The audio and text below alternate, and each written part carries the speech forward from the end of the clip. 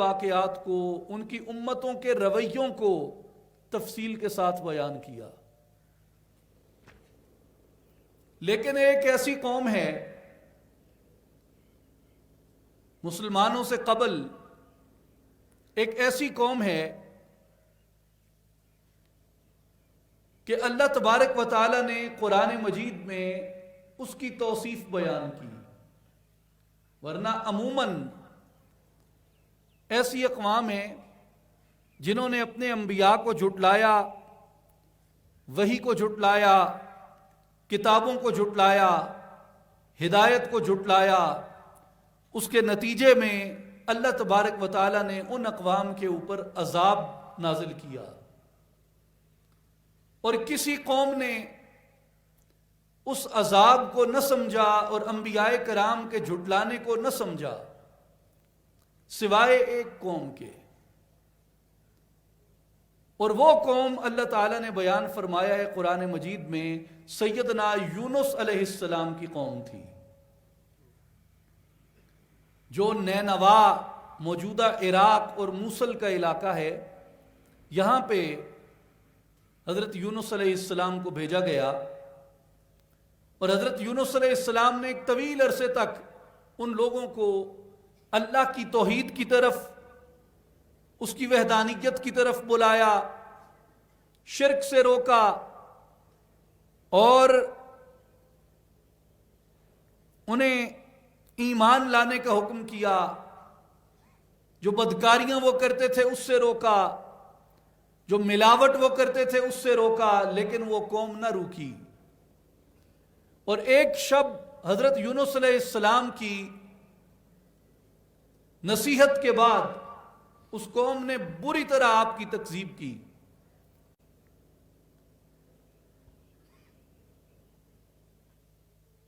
تو کچھ بزرگ اکٹھے ہوئے، کچھ دانشور اکٹھے ہوئے، دانا اکٹھے ہوئے، انہوں نے آپس میں کلام کیا کہ اگر آج شب یونس علیہ السلام اسی بستی میں رہے، اس تکذیب کے بعد، اس جھٹلائے جانے کے بعد، تو اس کا مطلب ہے ہماری نجات کی امید ہے۔ لیکن اگر یونس علیہ السلام نے اس بستی کو چھوڑ دیا، اس بستی کو ترک کر دیا، تو پھر اللہ کے عذاب کا انتظار کرنا، کیونکہ اس سے پہلے بھی جن قوموں نے اپنے اندر آنے والے نبیوں کو جھٹلایا ہے، اللہ کے عذاب نے ان بستیوں کو ہلاک کر دیا اور تباہ کر دیا۔ جب صبح ہوئی، لوگوں نے ڈھونڈا تو حضرت یونس علیہ السلام نہ ملے، آپ اپنی بستی سے جا چکے تھے۔ تو میرے بھائیو، یہ اللہ کی توفیق ہوتی ہے، یہ واقعہ خود انسان کو ایک عبرت دیتا ہے کہ کتنی قومیں تھیں۔ حضرت صالح علیہ السلام کی قوم تھی، انہوں نے جھٹلایا اور بے نیازی کی۔ حضرت ہود علیہ السلام کی قوم تھی، انہوں نے جھٹلایا اور مہلت نہیں مانگی، رجوع نہیں کیا۔ حضرت لوط علیہ السلام کی قوم تھی، جھٹلایا، تکذیب کی، مگر معافی نہیں مانگی۔ لیکن یونس علیہ السلام کی قوم کا معاملہ یہ تھا کہ انہوں نے جھٹلایا، تکذیب کی۔ یونس علیہ السلام جب تشریف لے گئے تو ان کے رونگٹے کھڑے ہو گئے۔ اپنے گزشتہ قوموں کے واقعات سے انہوں نے عبرت حاصل کی کہ اللہ کا نبی ہم سے روٹھ کے چلا گیا، تو اب اللہ کے عذاب کا انتظار کرو۔ تو ان لوگوں نے آپس میں مکالمہ کیا، بڑے بیٹھے، انہوں نے اپنی قوم کو جمع کیا اور قوم کو سمجھایا کہ جب اللہ کسی نبی کو بھیجتا ہے تو وہ نبی اللہ کی رحمت ہوتا ہے، اگر اس کی قدر کرو، اور اگر اس کی ناقدری کرو، اس کو جھٹلاؤ، تو اس کا روٹھ جانا، اس کا چلے جانا اللہ کے عذاب کا باعث ہے۔ قوم کی عقل میں یہ بات بیٹھ گئی کہ ہم نے کیا کیا؟ چند نادانوں کی خاطر اللہ کا نبی ہماری بستی چھوڑ کے چلا گیا، کیونکہ یہ بھی ایک اصول ہے کہ بے ادبی ایک کرتا ہے اور سزا سارے بھگتتے ہیں. بے ادبی ایک کرتا ہے، سزا سارے بھگتتے ہیں. جیسے حضرت موسیٰ علیہ السلام کی قوم پہ من و سلوہ آتا تھا، چند لوگ ہوس پرست تھے جنہوں نے اسے ذخیرہ کرنا شروع کیا، جنہوں نے یہ کہنا شروع کیا بعد میں کہ یہ ہمیں من و سلوہ سے دل بھر گیا ہے، ہمیں گیہوں چاہیے، ہمیں گندم چاہیے، ہمیں زمین سے اگا ہوا مال چاہیے. جو اترتا تھا اس کی تکذیب ساری قوم نے نہیں کی، چند لوگوں نے کی، مگر چند لوگوں کی پکڑ سب پہ ہوئی اور سب کا من و سلوہ بند ہوا. پھر حضرت عیسیٰ علیہ السلام کے زمانے میں من و سلوہ آیا. ساری قوم نے من و سلوہ ذخیرہ نہیں کیا، ساری قوم نے جمع نہیں کیا، چند لوگ تھے. لیکن چند لوگوں کی کارستانی کا عذاب پوری قوم کے اوپر آیا. تو وہ چند لوگ تھے جنہوں نے یونس علیہ السلام کی تکذیب کی. لیکن اگر عذاب آتا تو ساری بستی کے اوپر آتا. تو بستی والوں کو بزرگوں نے جب واعظ کیا، نصیحت کی، بتایا، داناؤں نے کہ خدا کے بندو اپنے اوپر یہ ظلم بھی کوئی کرتا ہے، تو پھر اندر ندامت جاگ اٹھی، حسرت جاگ اٹھی.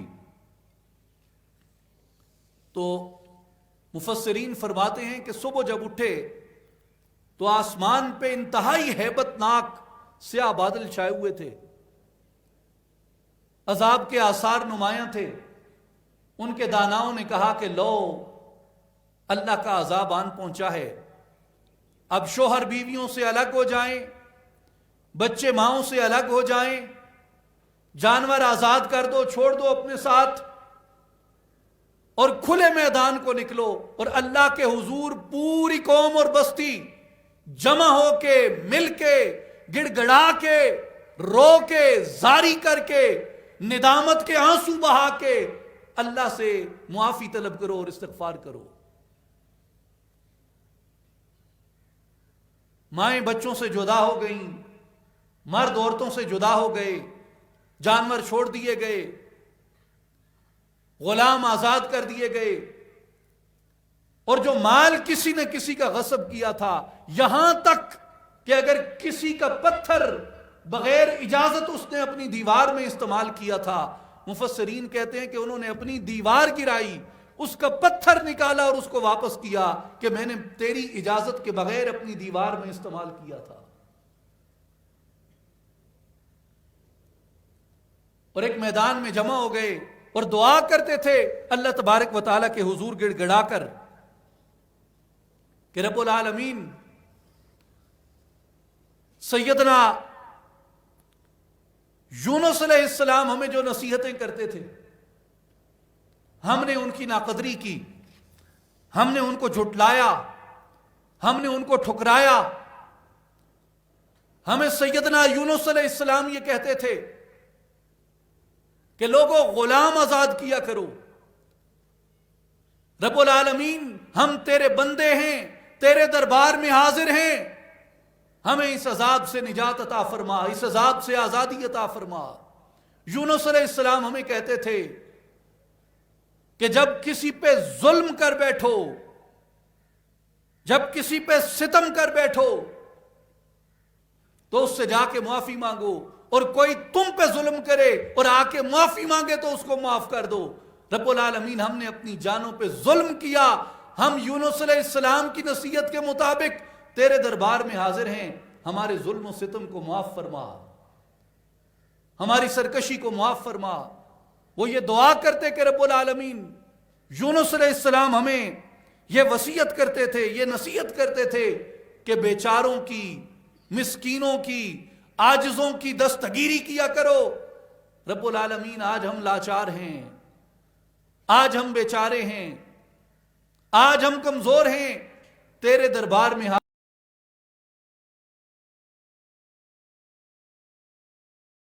رب العالمین. یونس علیہ السلام ہمیں وصیت کیا کرتے تھے کہ کوئی محتاج آ جائے، کوئی سائل آ جائے، کوئی مانگنے والا آ جائے اسے کبھی مایوس نہ کرنا. تو وہ قوم جھولیاں اٹھا کے کہتی رب العالمین آج ہم سائل بن کے، سوالی بن کے، گدا بن کے تیرے دربار میں حاضر ہیں، ہمیں مایوس نہ لوٹانا. جب اس قوم نے یہ آہوزاری کی، جب اس کی قوم نے اللہ تبارک و تعالیٰ کی بارگاہ میں یہ دعا کی، اللہ تبارک و تعالیٰ نے اس قوم پہ رحم فرمایا، اور وہ عذاب جو ان کے اوپر طاری تھا وہ عذاب ان سے ٹل گیا. اس لیے اللہ نے قرآن میں ان کی تحسین کی. فَلَوْ لَا كَانَتْ قَرْيَةٌ آمَنَتْ فَنَّفَعَهَا إِيمَانُهَا إِلَّا قَوْمَ يُونُسَ لَمَّا آمَنُوا كَشَفْنَا عَنْهُمْ عَذَابَ الْخِزْيِ فِي الْحَيَاةِ الدُّنْيَا وَمَتَّعْنَاهُمْ إِلَىٰ حِينٍ. اللہ تعالیٰ نے قرآن مجید میں فرمایا کہ پھر قوم یونس علیہ السلام کے سوا کوئی اور بستی ایسی کیوں نہ ہوئی جو ایمان لائی ہو اور اسے اس کے ایمان لانے نے نفع دیا ہو. اور بے شک جب وہ ایمان لے آئے تو ہم نے انہیں اسی زندگی کے اندر ہی عذاب سے نجات عطا فرما دی اور ایک مدت تک ان کو نفعوں سے مالا مال فرمایا. تو قوم یونس علیہ السلام کا عمل کیا تھا؟ قوم یونس علیہ السلام کا جو عمل تھا وہ اپنے نبی کے پیغام کی طرف رجوع کرنا تھا. اپنے نبی کی جو ناقدری کی اس ناقدری سے واپسی کا راستہ اختیار کیا اور اللہ کے حضور روئے، گڑ گڑائے، استغفار کی، توبہ کی. اس لیے مولانا جلال الدین رومی رحمت اللہ علیہ کہتے ہیں کہ ہر کس کے بدرگاہ تو آمد بنیاز، محروم سے درگاہ تو کے گردت باز. جو بھی آنکھوں میں آنسو لے کے، دل میں رکت لے کے، گداز لے کے، ندامت لے کے، شرمندگی لے کے، عاجزی لے کے اپنے مولا کے حضور حاضر ہو جاتا ہے، مولا اپنا دروازہ رحمت اس پہ کبھی بند نہیں کرتا. لیکن شرط کیا ہے؟ اس کی طرف رجوع کرو. شرط یہ ہے کہ اس کی طرف جاؤ، اس کی رحمت کو تلاش کرو. کس طریقے سے؟ اپنے اندر کی ندامت سے. کس طریقے سے؟ اپنے نبی کے پیغام کو یاد کر کے کہ نبی نے نصیحت کیا کی تھی. جیسے قوم یونس علیہ السلام نے یہ دعائیں کی. اب یہ دو طریقے ہمارے سامنے آتے ہیں. ایک طریقہ یہ سامنے آتا ہے جیسے اس قوم نے حضرت یونس علیہ السلام کا وسیلہ اختیار کیا، اللہ کے حضور اللہ کے نیک بندوں کا، ان کے نیک اعمال کا اور اپنے نبی کا وسیلہ لے کے جاؤ. جیسے قرآن مجید میں مسلمانوں کو اللہ تبارک و تعالیٰ نے یہ فرمایا سورہ النساء میں وَلَوْ أَنَّهُمْ إِذْ ظَلَمُوا أَنفُسَهُمْ جَاءُوكَ فَاسْتَغْفَرُوا اللَّهَ وَاسْتَغْفَرَ لَهُمُ الرَّسُولُ لَوَجَدُوا اللَّهَ تَوَّابًا رَحِيمًا.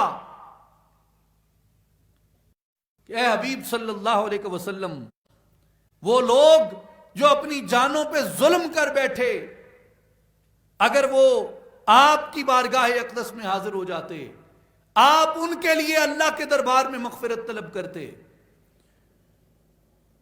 تو اللہ تبارک و تعالی ضرور ان کی توبہ قبول کرنے والا ہوتا اور وہ ضرور اپنے مولا کو بخشنے والا اور مہربان پاتے.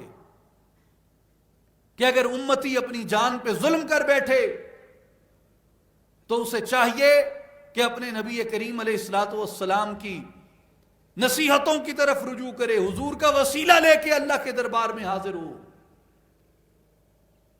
اور دوسرا طریقہ یہ ہے کہ کثرت سے استغفار کیا جائے اور کثرت سے ذکر کیا جائے. جیسے اللہ تبارک و تعالیٰ نے قرآن مجید میں فرمایا سورہ آل عمران میں والذین اذا فعلوا فاحشة او ظلموا انفسهم ذکروا اللہ فاستغفروا لذنوبهم. وہ لوگ جن سے کوئی برا کام سر انجام ہو جاتا ہے، اذا فعلوا فاحشۃ، جو برائی کر بیٹھے ہیں، بدکاری کر بیٹھے ہیں، یا ظلموا انفسہم، اپنی جانوں پہ ظلم کر بیٹھے ہیں۔ اپنی جان پہ ظلم کیا ہوتا ہے میرے بھائیوں؟ قرآن مجید یہ بتاتا ہے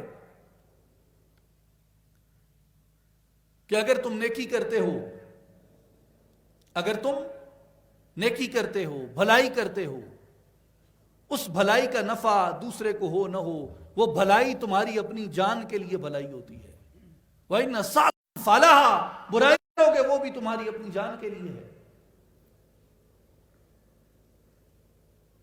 اگر کسی نے دوسرے پہ ظلم کیا، دوسرے پہ غصب کیا، دوسرے پہ بہتان لگایا، دوسرے کی عزت اچھالی، دوسرے کا حق مارا، دوسرے پہ تہمت لگائی، دوسرے کا نقصان ہو نہ ہو، اپنی جان پہ ظلم ہے، اپنی جان پہ ظلم ہے۔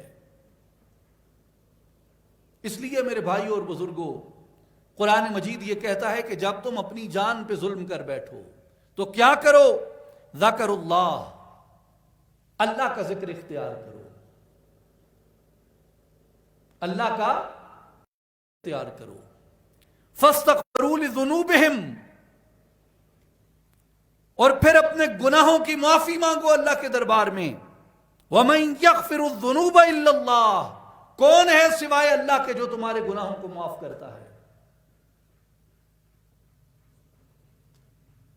اس لیے میرے بھائیوں اور بزرگوں، ہم انسان ہیں، ہم حقیر ہیں، ہم کمزور ہیں، ہم میں نقص ہیں، ہم میں عیب ہیں، ہم میں خطائیں ہیں، ہم بھول جاتے ہیں، ہم تقصیر کر بیٹھتے ہیں، ہم غفلت کر بیٹھتے ہیں۔ لیکن غفلت ہو جائے، گناہ ہو جائے، تقصیر ہو جائے، بھول ہو جائے، کسی کو پتا ہو یا نہ ہو، اپنا ضمیر بھی ملامت نہیں کرتا۔ ضمیر تو بتاتا ہے۔ جب بھول ہو جائے تو اس وقت کیا کرنا چاہیے؟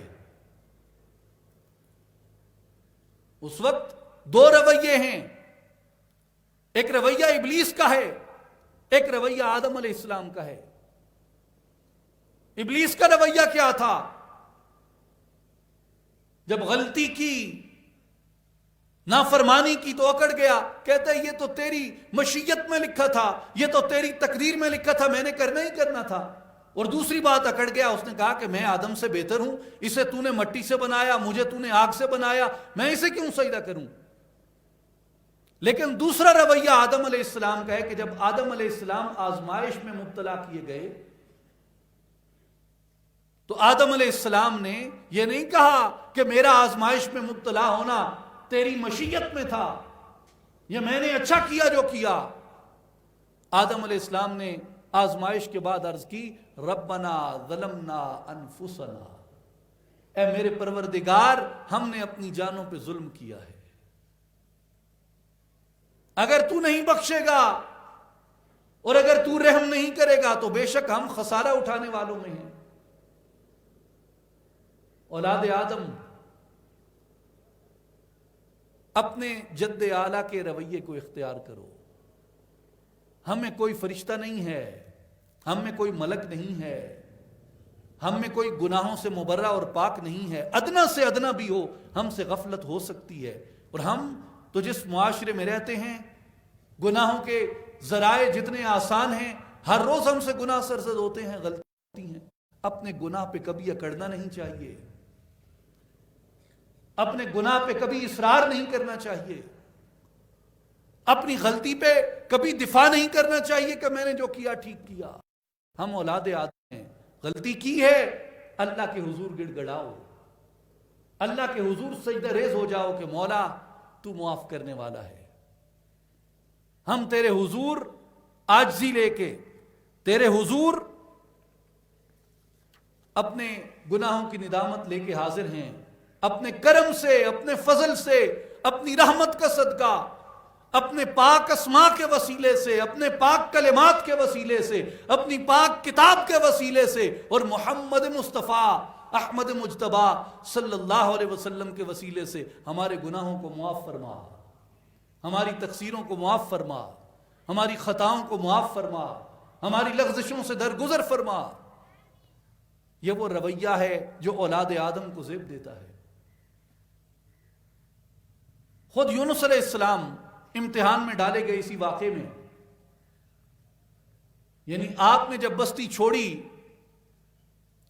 تو حضرت یونس علیہ السلام، یہ بڑی دلچسپ بات ہے، یونس علیہ السلام نے جب بستی چھوڑی تو بعض مفسرین نے اس پہ یہ لکھا ہے کہ آپ نے یہ گمان فرمایا کہ بغیر اذن الہی اگر آپ نے قوم کے جھٹلانے پہ بستی کو چھوڑ دیا ہے تو شاید آپ سے اس پہ باز پرس نہ ہو، لیکن اللہ نے آپ کو ایک آزمائش میں رکھا۔ آپ دریا کے کنارے پہنچے، سمندر کے کنارے پہنچے، کشتی میں سوار ہو گئے، کشتی میں سوار ہوئے، کشتی جب گہرے پانیوں میں گئی تو کشتی ڈولنے لگی۔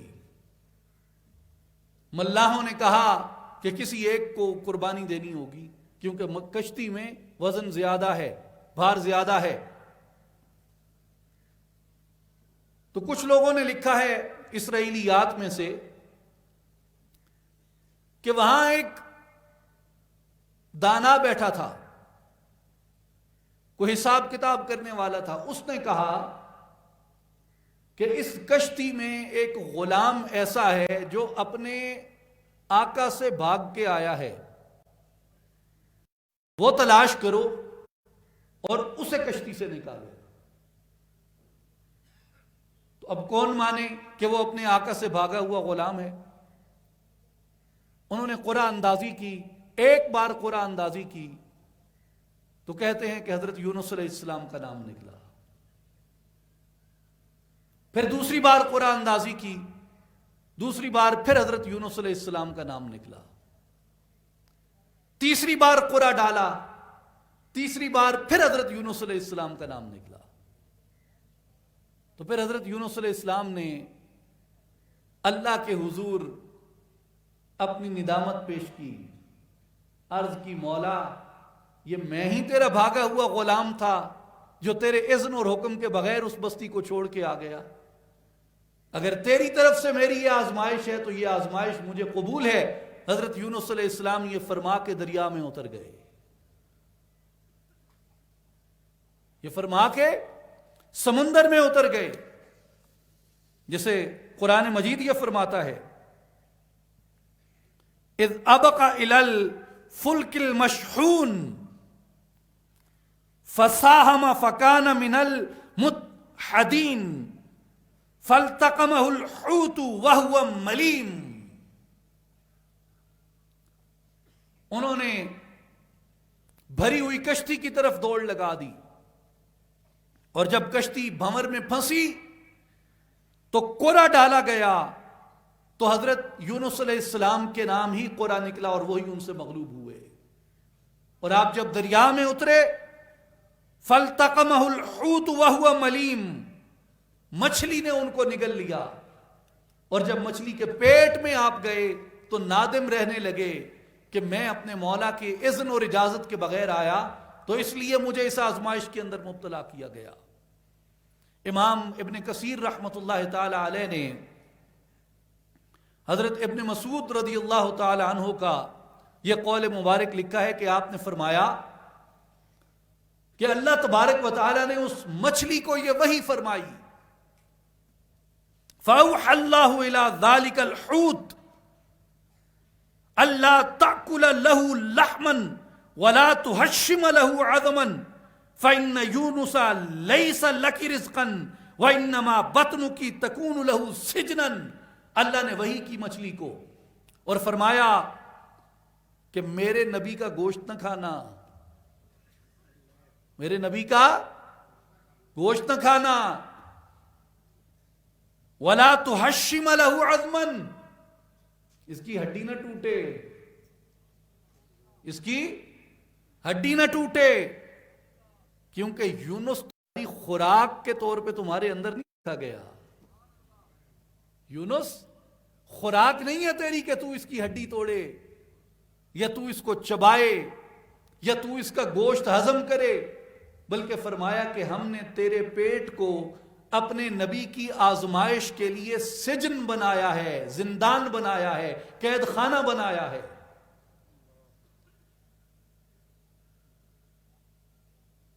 تو اب نبی یونس علیہ السلام مچھلی کے پیٹ میں آزمائے گئے، لیکن جب مچھلی کے پیٹ میں تھے تو قرآن مجید ان کا دوسرا رویہ جو قرآن نے بیان فرمایا ہے وہ یہ ہے کہ وَهُوَ ملیم. حضرت یونس علیہ السلام مچھلی کے پیٹ میں نادم رہتے تھے.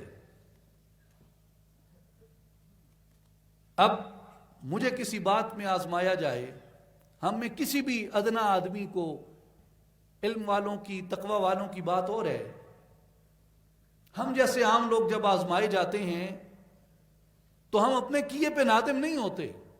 یعنی انبیاء کا طریقہ نہیں سیکھتے کہ آزمائش میں گئے تو اسے اپنی ندامت کی طرف لوٹایا، اسے اپنے اعمال کی طرف لوٹایا، بلکہ ہم کہتے ہیں میں کیڑی غلطی کیتی ہے، میں نے تو امتحان چ رکھے دے.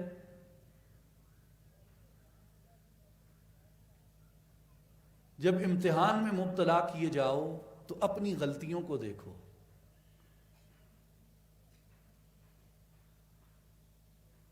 اپنی تقصیروں کو دیکھو، اپنی خطاؤں کو دیکھو، اپنے عیبوں کی طرف دیکھو.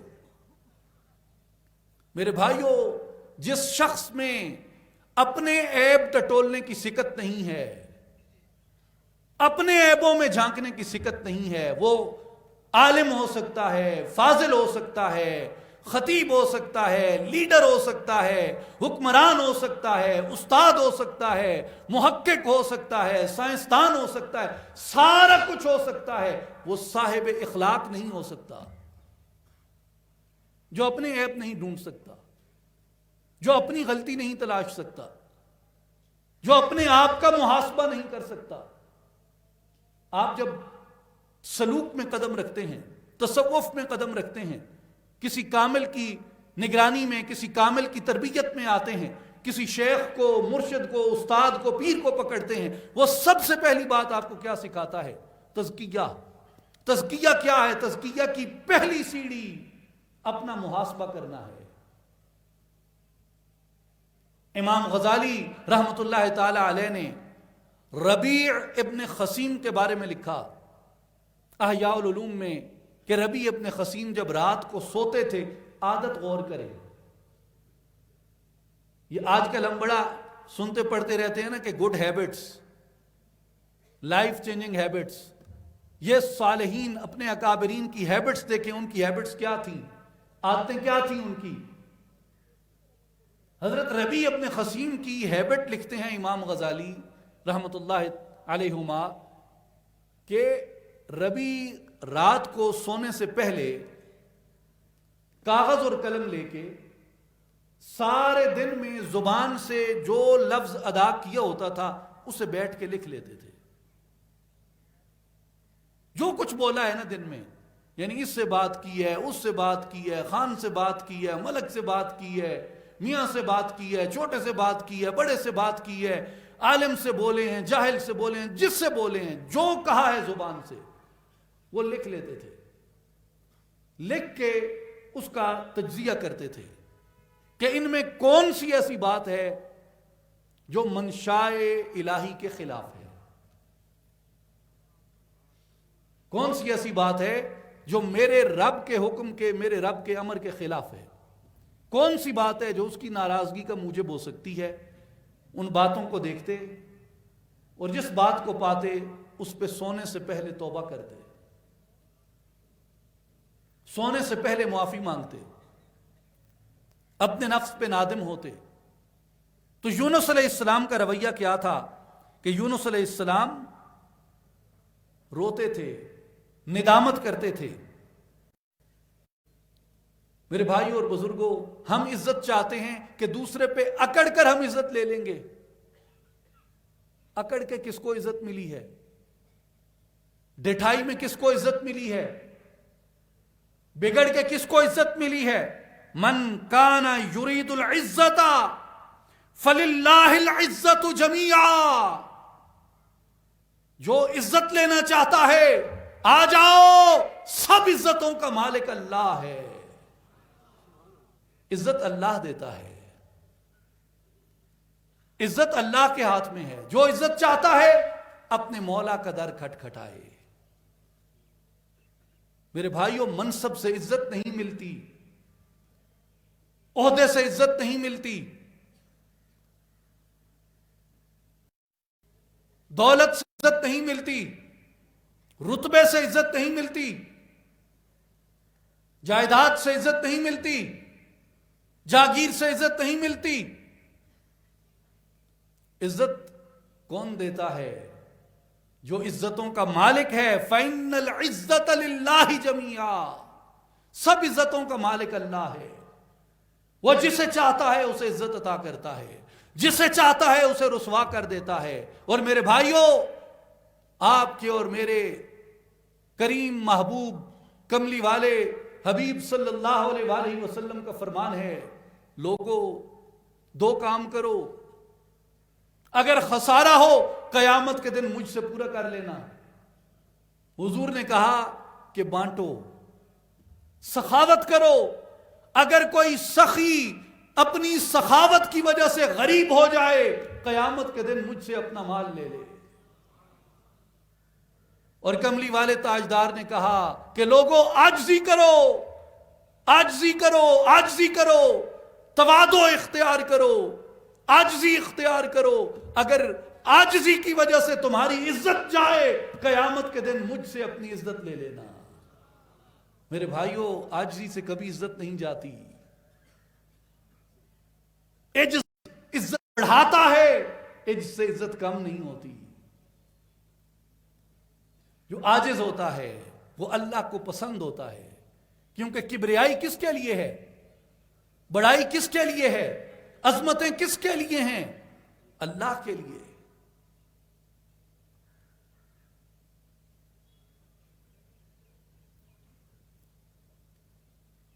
جبار وہ ہے، متکبر وہ ہے۔ بندوں کا کام نہیں ہے کہ بندے جبار بن جائیں، بندوں کا کام نہیں ہے کہ بندے متکبر بن جائیں۔ یہ عظمت، یہ کبریائی، یہ بڑائی صرف اسی کو جچتی ہے۔ ہم کون ہوتے ہیں دعویٰ کرنے والے، ادعا کرنے والے، بڑکے مارنے والے؟ میرے بھائیوں اور بزرگوں، دوستوں اور ساتھیوں، اللہ کو عاجزی پسند ہے، اور حضرت یونس علیہ السلام نے جو عمل اختیار کیا وہ یہی عاجزی تھی۔ اس عاجزی میں وہ کیا کرتے تھے؟ قرآن مجید یہ بیان فرماتا ہے، فلولا انه كان من المسبحين للبث في بطنه الى يوم يبعثون۔ اگر یونس علیہ السلام اس امتحان میں مبتلا ہونے کے بعد عجز سے، گڑ گڑا کے،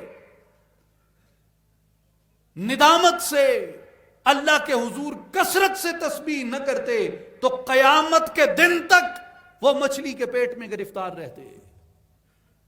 اور تسبیح کیا کرتے تھے یونس علیہ السلام؟ تسبیح کرتے تھے جو مچھلی کے پیٹ میں۔ میرے بھائیوں، وہ تسبیح پڑھتے تھے، لا الہ الا انت سبحانک انی کنت من الظالمین۔ یہ کس کی تسبیح ہے؟ کس کی تسبیح ہے؟ یونس علیہ السلام کی۔ اب غور کریں، مچھلی کے پیٹ میں اندھیرا ہوتا ہے نا، پیٹ میں اندھیرا ہوتا ہے، اور سمندر کی تہ میں اندھیرا ہوتا ہے، رات کے وقت اندھیرا ہوتا ہے۔ ایک رات، دوسرا سمندر کی تہ، تیسرا مچھلی کا پیٹ۔ لیکن پھر بھی اگر یونس علیہ السلام کو روشنی نصیب ہوئی تو کثرت ذکر کے ساتھ اور اس مبارک دعا کے ساتھ نصیب ہوئی۔ لا الہ الا انت سبحانک انی کنت من الظالمین۔ اس لیے اولیاء اللہ نے، صوفیاء نے اس دعا کو کثرت کے ساتھ اختیار کیا، یعنی طویل دعائیں کرتے، آخر میں کہتے بحق لا الہ الا انت سبحانک انی کنت من الظالمین۔ کیونکہ یہ دعائے یونس ہے، اور اس تسبیح کی وجہ سے اللہ تبارک و تعالی بیان فرماتا ہے کہ ہم نے یونس علیہ السلام کو نجات عطا فرمائی۔ او بتسبیح از تن ماہی بجست، چیست تسبیح آیت روزے اللہ۔ ہم یونس علیہ السلام کو تسبیح کی بدولت مچھلی کے پیٹ سے نجات عطا فرمائی۔ اور مولانا رومی کہتے ہیں تسبیح کیا ہے؟ چیست تسبیح آیت روزے الست۔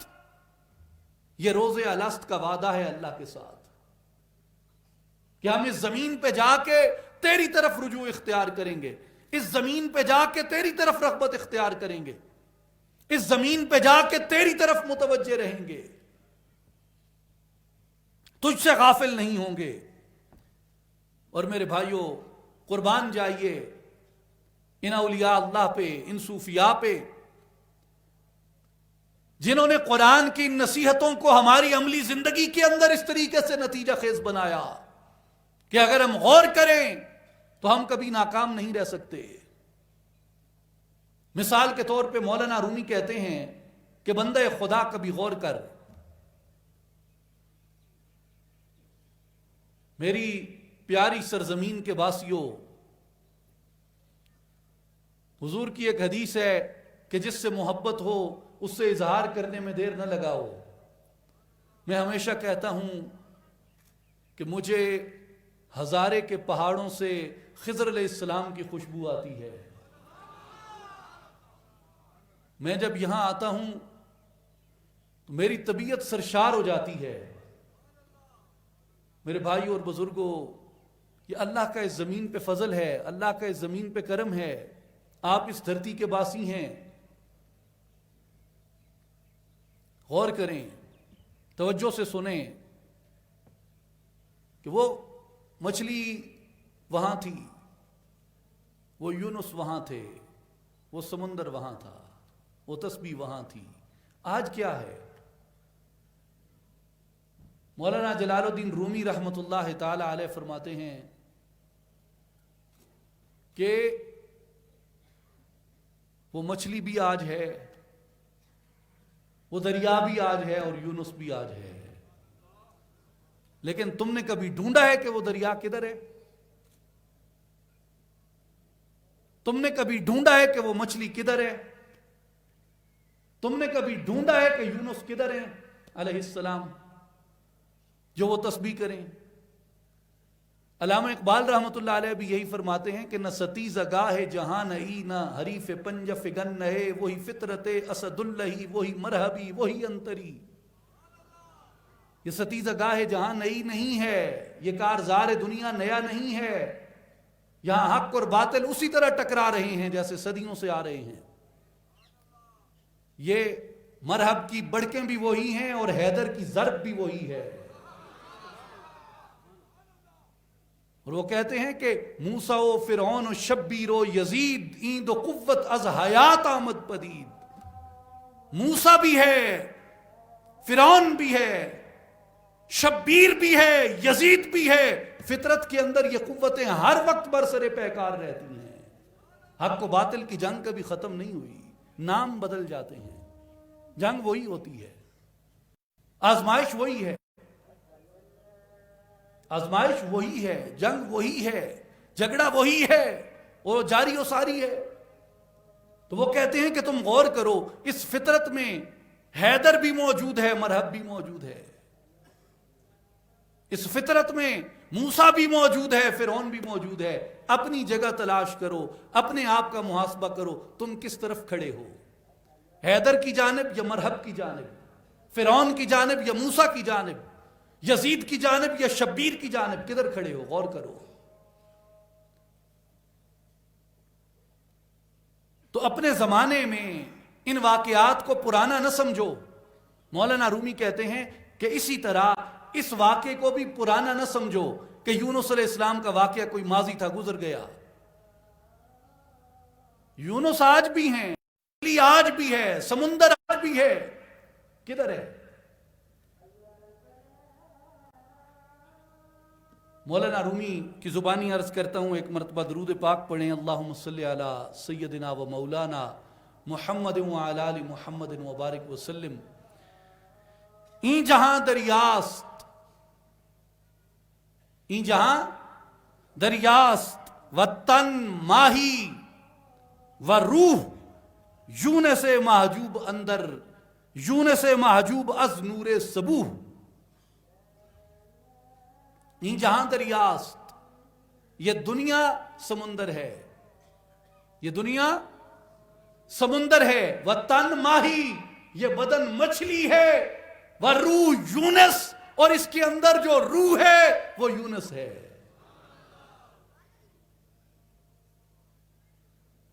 دنیا سمندر ہے، بدن مچھلی ہے اور روح یونس ہے۔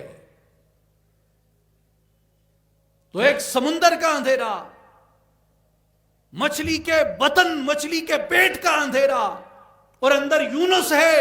وہ فرماتے ہیں کہ تیرے یونس کو تب تک روشنی نہیں ملے گی جب تک تو اسے اللہ کے ذکر سے روشن نہیں کر دیتا، جب تک تو اسے اللہ کے ذکر سے روشن نہیں کر دیتا۔ اس لیے انہوں نے فرمایا، مولانا جلال الدین رومی نے، گر نبودے او مسبح بطن نون، حبس و زندہ نش بدیتا یبعثون، کہ اگر یونس علیہ السلام اللہ کا ذکر کرنے والے نہ ہوتے، اللہ کی تسبیح کرنے والے نہ ہوتے، تو قرآن کہتا ہے مچھلی کے پیٹ میں قیامت تک رہتے، اندھیرے کے اندر رہتے، ظلمت کے اندر رہتے۔ لیکن اللہ کے ذکر نے، تسبیح کی کثرت نے انہیں اس آزمائش سے نجات عطا کی، اس اندھیرے سے نجات عطا کی جو اندھیرا تہ بتہ تھا۔ میرے بھائیوں اور بزرگوں، ہماری روح جس امتحان کے اندر ہے، جس قید خانے کے اندر ہے، حضور علیہ السلام کی حدیث ہے، کیا دنیا سجن المؤمن، یہ دنیا مومن کے لیے قید خانہ ہے، اور یہ جسم ہماری روح کے لیے قید خانہ ہے۔ آپ حضرت سخی سلطان باہو رحمت اللہ تعالی علیہ کا کلام سنتے ہوں گے۔ آپ کا ایک بیت ہے، چڑھ چنا تے کر روشنائی، تیرا ذکر کریں دے تارے ہو، گلیاں دے وچ پھرن نمانے، لالاں دے ونجارے ہو، شالا مسافر کوئی نہ ہووے، ککھ جنہ تھی بھارے ہو، تاڑی مار اڈاؤ نہ یا حضرت باہو، اساں آپے ہی اڈن ہارے ہو۔ اس کا مطلب کیا ہے؟ اس کا مطلب یہ ہے کہ روح یہ فریاد کرتی ہے اس دنیا کے اندر، روح یہ فریاد کرتی ہے اس دنیا کے اندر۔ یہ روح ان ستاروں کی مانند ہے جو چاند کی گردش کرتے ہیں، چاند کی بزم سجاتے ہیں۔ وہ فرماتے ہیں کہ یوم الست تیرا نور جگمگاتا تھا، ہماری روحیں تیرے نور کا طواف کیا کرتی تھیں۔ اے وہ چاند جو یوم الست کو ہمیں اپنی بزم میں رکھتا تھا، آج اس تاریک رات میں پھر اپنی جلوہ نمائی کر دے۔ چڑھ چنا کر روشنائی، تیرا ذکر کریں دے تارے ہو۔ تاروں سے مراد روحیں ہیں جو اس کے وصال کے لیے تڑپ رہی ہیں، جو اس کے وصال کے لیے بے چین ہیں۔ گلیاں دے وچ پھرن نمانے، لالاں دے ونجارے ہو۔ ونجارے تاجر کو کہتے ہیں، لال موتی کو، جواہر کو، ہیرے کو کہتے ہیں، ڈائمنڈ کو کہتے ہیں، کہ یہ جو قیمتی موتیوں کے تاجر تھے، یہ جو قیمتی موتیوں کے فروخت کرنے والے تھے، جو ہیروں کے مالک تھے، جو جواہرات کے مالک تھے، آج اس زمین پہ آ کے گلیاں دے وچ پھرن نمانے، وہ نمانے مسکین عاجز اور لاچار ہو کے گھوم رہے ہیں۔ ایک اور بیت میں آپ نے یہی بات کی کہ بن چلایا طرف زمین دے عرشوں فرش ٹکایا ہوں گھر تھی ملیا دیس نکالا اسا لکھیا جھولی پایا ہوں رونی دنیا نہ کر جھیڑا ساڈا اگے جی گھبرایا ہوں اسی پردیسی ساڈا وطن دراڈھا یا حضرت باہو دم دم غم سمایا ہوں. ہم پردیسی ہیں اور پردیسی یہ جسم نہیں ہے, یہ جسم تو اپنے دیس میں ہے. اس جسم کا دیس تو مٹی ہے. پردیس سے کون آئی؟ پردیس سے روح آئی ہے. روح اس جہان سے نہیں ہے, روح اس دنیا سے نہیں ہے. جسم اسی زمین پہ رہ جاتا ہے, روح عالم بالا میں چلی جاتی ہے, عالم ارواح میں چلی جاتی ہے, برزخ میں چلی جاتی ہے. تو معلوم ہوا روح کا یہ وطن نہیں ہے. گلیاں دے وچ پھرن نمانے اس زمین پہ نمانوں کی طرح پھرتی ہے. لالاں دے ونجارے ہوں جو ہیرو جواہروں کی تاجر تھی, شالا مسافر کوئی نہ تھی وے. اب یہ آ گیا کہ یونس علیہ السلام مچھلی کے پیٹ میں ہیں, اس آزمائش اور امتحان کے اندر مبتلا ہیں. صوفیاء یہ بھی تشبیہ دیتے ہیں کہ جب سیدنا امام عالی مقام امام حسین رضی اللہ تعالی عنہ, اذان کے بعد میں گفتگو کا آخری حصہ آپ سے عرض کرتا ہوں, آپ محبت سے تشریف رکھیں.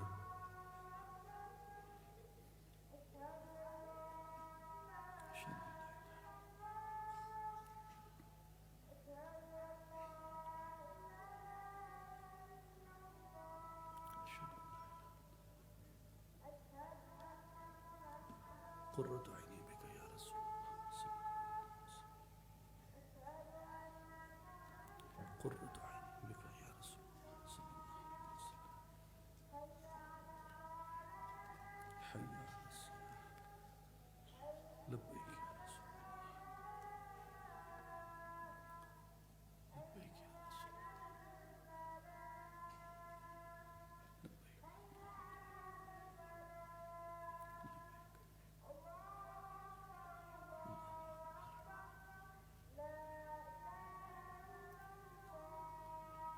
محمد رسول اللہ.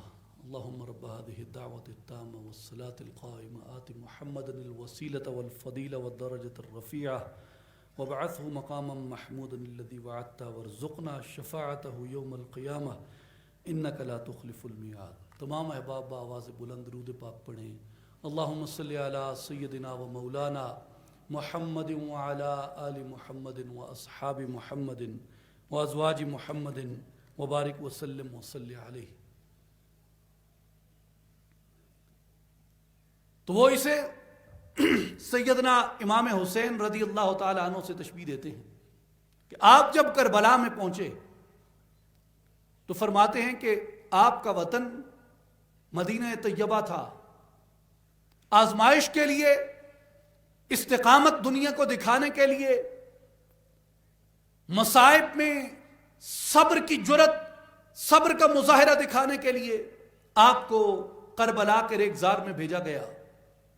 تو وہ فرماتے ہیں کہ یہ بالکل ایسا ہے کہ جیسے عالم بالا مدینہ طیبہ ہے اور یہ دنیا کربلا ہے, اور جو روح ہے یہ حسین کی طرح یہاں بھیجی گئی کہ صبر سے, ہمت سے, استقامت سے یہاں پہ جمے ڈٹی رہے اور اللہ کے امر کو نافذ کرے.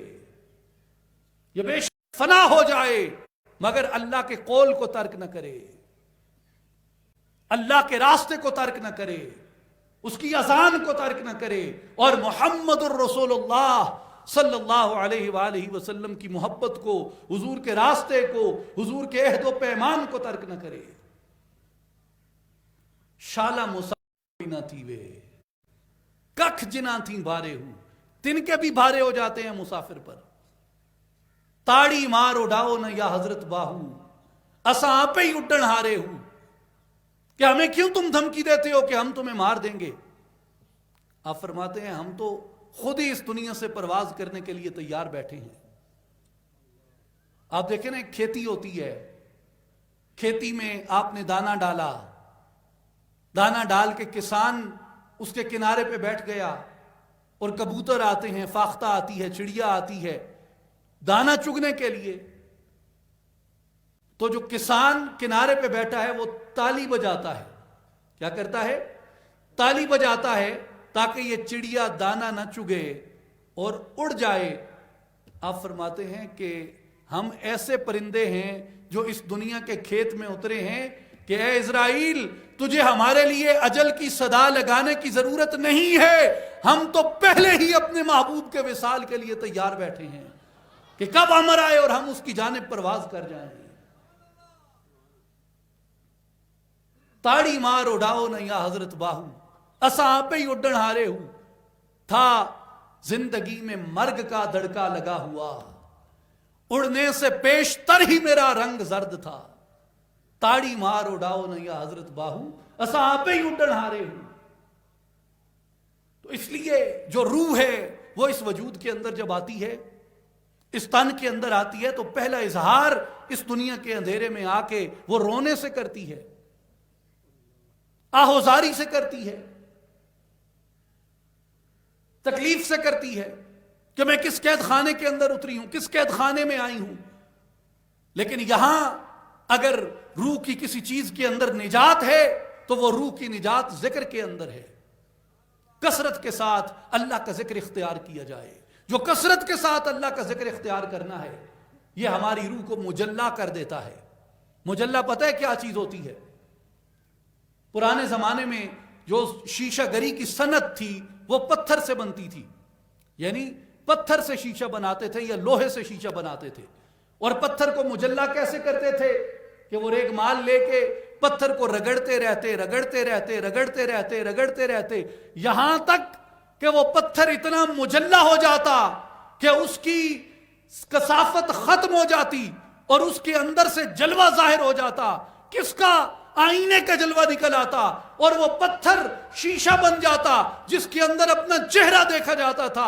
اسی طرح صوفیاء کہتے ہیں کہ میرے دوستو, اللہ نے تمہارے اس جسم کو مٹی سے بنایا ہے اور تمہیں اس کا کاریگر بنایا ہے کہ اس کے اوپر تم اللہ کے ذکر سے اس کو صاف کرتے رہو کرتے رہو کرتے رہو کرتے رہو, اتنا صاف کرتے رہو کہ یہ مجلہ ہو جائے. جب یہ مجلہ ہو جائے گا, صاف ہو جائے گا, تو یہ آئینہ بن جائے گا. جب یہ آئینہ بن جائے گا تو اس آئینے کے اندر تمہارا محبوب تمہیں اپنا جلوہ دکھائے گا.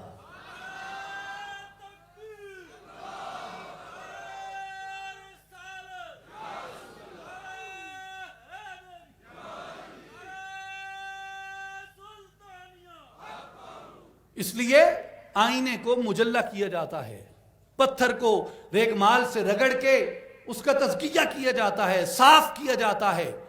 اور جب وہ صاف ہو جاتا ہے تو پھر اس کے اندر محبوب اپنا جلوہ لے کے آتا ہے. اگر محبوب آ جائے, یہ میں مجازی مثال دے رہا ہوں, اطلاق اس کا حقیقت پہ ہوگا.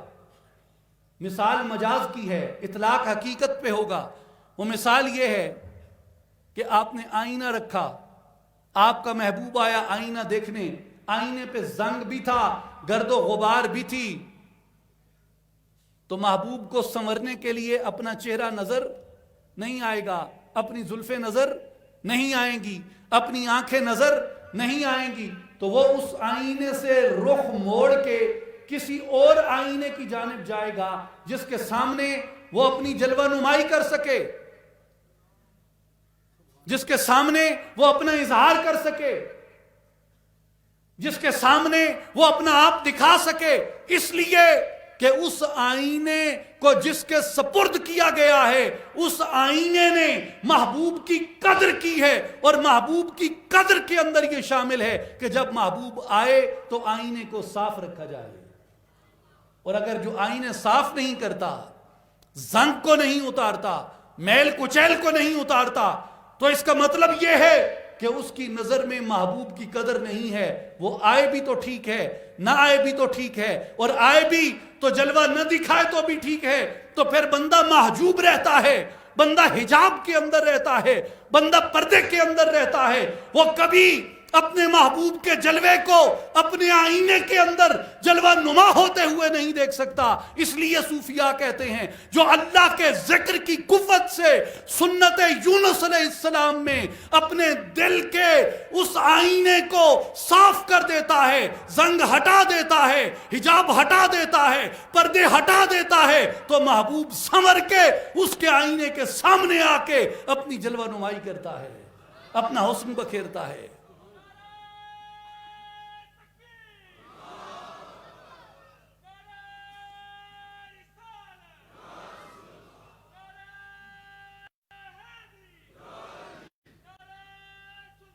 اس لیے بابا بلّہ شاہ رحمت اللہ علیہ نے کہا تھا کر صاف تو ویڑا دل دا، کر صاف تو ویڑا دل دا وت ویکھ ماہی گھر ملدا. دل کا ویڑا آخنن سینا ویڑا آخنن، لیکن ویڑا تے صاف کر، اپنے سین کی تے صاف کر. جب محبوب آتا ہے تو گھر کو صاف کیا جاتا ہے. حضرت سلطان العارفین سلطان باہو رحمت اللہ تعالی علیہ بھی یہی بات فرماتے ہیں کہ جب اندر پاک ہوگا تب تجھے حقیقت نصیب ہوگی. دل تو نماز پڑھائیو نہیں کی ہویا جے نیتی ہو، ارکاں گٹے مل مل دھویں تیرے منو نگئی پلیتی ہو. لوگاں دے دکھلاون کارن بھج بھج وڑے مسیتی ہو، باروں پاک کیتے کی ہووے جے اندر رہی پلیتی ہو. حضرت یونس علیہ السلام کے واقعے سے مجھے ایک بات اور یاد آ گئی. حضرت سیدنا یونس علیہ السلام کے اس واقعے سے ایک نصیحت یہ حاصل ہوتی ہے کہ لوگوں نے کہا کہ اگر جلوہ حق پانا ہے تو محمد مصطفیٰ احمد مجتبیٰ صلی اللہ علیہ وآلہ وسلم کی طرح آپ کو معراج کی طرف جانا پڑتا ہے، آسمان کی طرف پرواز کرنی پڑتی ہے. کیوں کہ حضور صلی اللہ علیہ وآلہ وسلم کا معراج عروج سے تشبیہ ہے کہ بلند پروازی اور آسمان کی سمت جانا، یعنی عرش اولا کی طرف جانا. اور موسیٰ علیہ السلام کو جلوہ دیکھنے کے لیے طور پہ جانا پڑا، گویا فطرت کو تلاش کرو، یعنی سرفس کے اوپر تمہیں وہ ملے گا، کیونکہ پہاڑ جو ہے معراج کے مقابلے میں سرفس پہ آتا ہے، تو سرفس پہ جاؤ. لیکن یونس علیہ السلام کو جب اللہ تبارک و تعالیٰ نے خلوت میں اپنا مشاہدہ بخشا، خلوت میں اپنے انوار سے مزین فرمایا، تو حضرت یونس علیہ السلام نہ تو عرش پہ تھے، نہ بلندی کی طرف تھے، اور نہ ہی سرفس کے اوپر تھے، بلکہ حضرت یونس علیہ السلام سمندر کی گہرائیوں کے اندر تھے. بولیں سمندر کی گہرائیوں کے اندر تھے. تو اس سے یہ نتیجہ اخذ ہوتا ہے کہ جب تم نے اللہ تبارک و تعالیٰ کو پانا ہے، ایک نبی کو اس نے مشاہدہ آسمان کی بلندیوں میں عطا کیا، ایک نبی کو اس نے مشاہدہ زمین کے سرفس کے اوپر عطا کیا، ایک نبی کو اس نے مشاہدہ سمندر کی گہرائیوں کے اندر عطا کیا. اس سے یہ معلوم ہو گیا کہ جو اس کو پانا چاہتا ہے اس کے لیے وہ مقید نہیں ہے، وہ چاہے تو آسمان کی بلندیوں پہ عطا کرے، وہ چاہے تو زمین کے سرفس پہ عطا کرے، وہ چاہے تو سمندر کی گہرائیوں کے اندر عطا کرے. اصل سوال یہ پیدا ہوتا ہے کہ کیا دیکھنے کے لیے کوئی اپنے سینے میں طلب بھی رکھتا ہے؟ دیکھنے کے لیے کوئی اپنے سینے میں آرزو بھی رکھتا ہے؟ دیکھنے کے لیے کوئی اپنے سینے میں تمنا بھی رکھتا ہے؟ شوق کا دیا کسی کے سینے میں جلتا ہے یا نہیں؟ اگر شوق کا دیا جلتا ہے تو پھر قید ختم ہو جاتی ہے. اگر تمنا کا آرزو کا چراغ جلتا ہے تو قید ختم ہو جاتی ہے. اگر طلب کی شمع روشن ہے تو قید ختم ہو جاتی ہے.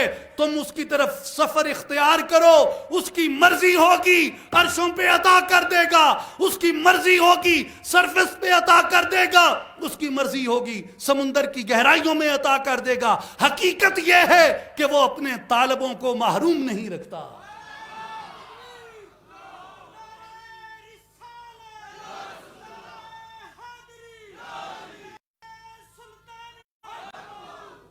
وہ اپنے طالبوں کو محروم نہیں رکھتا. اس لیے اللہ تعالیٰ نے قرآن مجید میں فرمایا فَأَيْنَمَا تُوَلُّوا فَثَمَّ وَجْهُ اللَّهِ. نعرہ تکبیر، نعرہ رسالت، نعرہ خلافت، نعرہ حیدری، نعرہ غوثیہ، نعرہ سلطانیہ، میری دان جوانی، 700 کی روانی، میری پریم کہانی، نعرہ سلطانیہ، حضور جانشین سلطان الفقر الاسلحی سلطان محمد علی صاحب، نعرہ سلطانیہ. میرے بھائیوں اور بزرگوں تشریف رکھیں. ہماری خوش قسمتی ہے، خوش نصیبی ہے، ہمارے مرشد کریم، ہمارے مربی و مخدوم، ہمارے رہبر و رہنما، شہباز عارفاں، جانشین سلطان الفقر حضرت سخی سلطان محمد علی صاحب، سرپرست اعلیٰ اصلاحی جماعت و عالمی تنظیم العارفین، دربار عالیہ سلطان العارفین حضرت سخی سلطان باہو رحمۃ اللہ تعالی علیہ، آپ مسند صدارت پہ جلوہ فرما ہیں، اور ہمارے لیے خوش قسمتی ہے ہم آپ کے چہرہ انور کی زیارت سے شرف یاب ہو رہے ہیں. میرے بھائیوں، یہ ہمارے لیے رحمت کی، کرم کی، فضل کی گھڑیاں ہیں.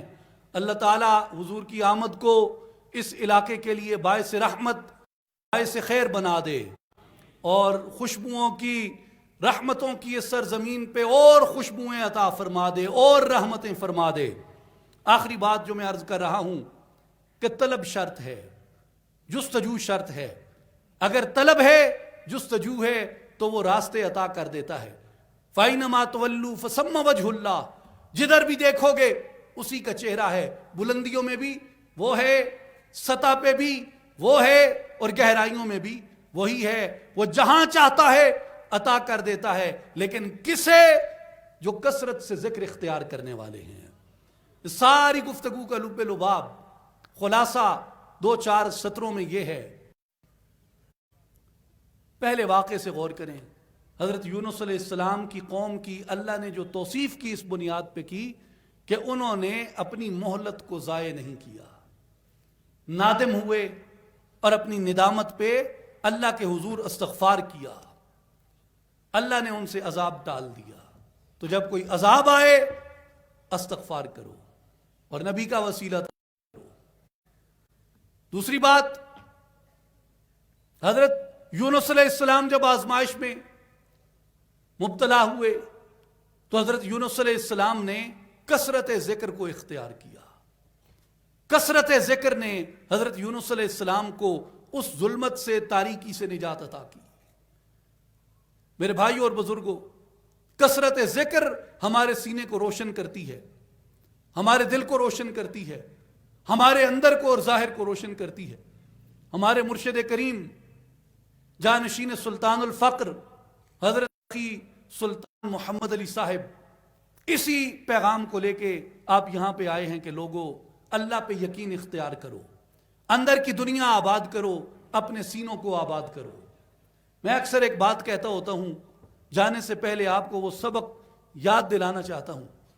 اگر آپ روزانہ آدھا گھنٹہ جم جائیں، روزانہ آدھا گھنٹہ ورزش کریں، پتھر اٹھائیں، کوئی بھی ورزش کریں، صرف آدھا گھنٹہ، 6 ماہ بعد آپ کے جسم میں تبدیلی واقع ہوتی ہے یا نہیں؟ مسلز امپروو ہوتے ہیں یا نہیں ہوتے؟ اگر آپ روزانہ آدھا گھنٹہ منطق پڑھیں یا روزانہ آدھا گھنٹہ ریاضی پڑھیں، ڈیفیکلٹ میتھمیٹیکل ایکویشنز کو آپ سالو کریں، کیا 6 ماہ بعد ذہنی نشو نما بہتر ہوتی ہے یا نہیں ہوتی؟ میرے بھائیوں، جسم ورزش کرے تو ترقی کر جاتا ہے. عقل کو ورزش کرائی جائے تو عقل بہتر ہو جاتی ہے. کیسے ممکن ہے کہ بندہ ذکر کرے اور روح متجلا نہ ہو؟ یہ آدھا گھنٹہ ذکر ہے جو ہمارے حضور مرشد پاک عطا فرماتے ہیں کہ اللہ کے اسم پاک سے، اللہ کے اسم پاک سے اپنے دلوں کو روشن کرو، اللہ کا ذکر اختیار کرو، اللہ کے اسم پاک سے محبت کرو. یہی چنبے کی بوٹی ہے. اور یہی وہ بوٹی ہے جو مرشد بن کے اندر کاشت کرتا ہے. اور اسی ذکر کے بارے میں فرمایا الا بذکر اللہ تطمئن القلوب، یہ دلوں کو اطمینان عطا کرتا ہے، یہ دلوں کو نور عطا کرتا ہے، یہ دلوں کو روشنی عطا کرتا ہے. اللہ تبارک و تعالی ہمیں اعمال صالحہ کی توفیق عطا فرمائے. وآخر دعوانا ان الحمد للہ رب العالمین.